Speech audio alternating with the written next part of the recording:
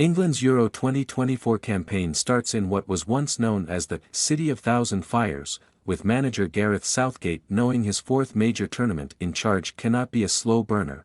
Gelsenkirchen earned its label in the era when it was built on coal mining, and it is here in Germany's industrial heartland that both England and Southgate get to work on their latest quest to banish the accusations that they fall short when it matters, and as England begin the quest to justify their tag as pre-tournament favourites against Serbia at the Arena auf Schalke, 2000 hours British summer time kickoff. The mood around the camp is one of composure and cautious optimism, as reflected in the words and demeanour of Southgate and captain Harry Kane at their pre-match news conference.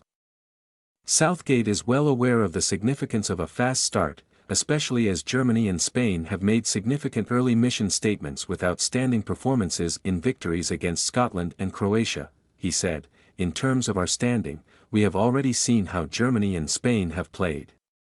There are some exceptional teams here. We have to be exceptional to progress through the group, and our main focus is our first game." It is obvious how important that is. The England fans making their way to Gelsenkirchen are doing so with high expectations fueled by the world-class reliability of Kane and the emergence of Jude Bellingham, the new golden boy and a Champions League winner with Real Madrid. There is also the brilliance and exuberance of the younger attacking brigades such as Arsenal's Bukayo Saka, Chelsea forward Cole Palmer, Phil Foden from Manchester City and Newcastle United wide man Anthony Gordon, and if England were in any danger of forgetting or downplaying their lofty pre-tournament status, Serbia coach Dragan Stojkovic was in the mood to remind them, constantly, when he faced the media. Stojkovic looked to be playing psychological games by repeatedly claiming England were favourites for Euro 2024, adding, "My players can hardly wait for the match to start.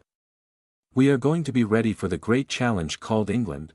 Kane was comfortable with the weight of expectation accompanying England out here in Germany, with anything less than triumph in Berlin on June 14 likely to be viewed as a major disappointment.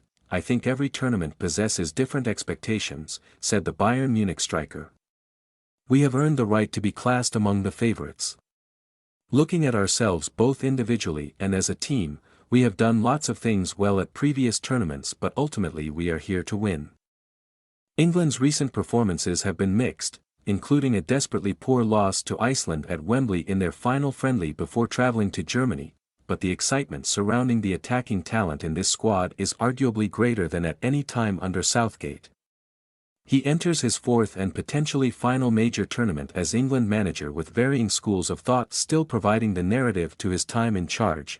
One argument is that Southgate deserves huge credit for changing the temperature around the England team after inheriting a post-Sam Allardyce shambles from the Football Association in November 2016, putting together the best managerial sequence since Sir Alf Ramsey.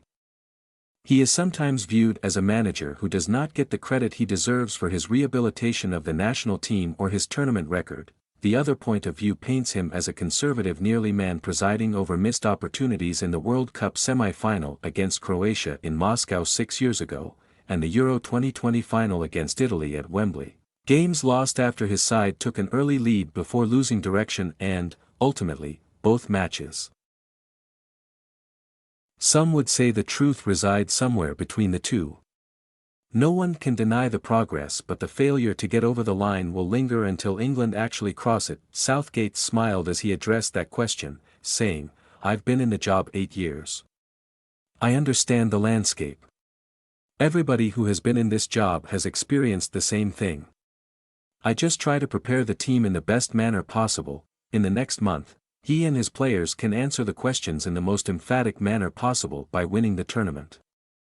If this does not happen, then long-standing criticisms will be aimed at them and, as even suggested by Southgate himself, the manager may well leave."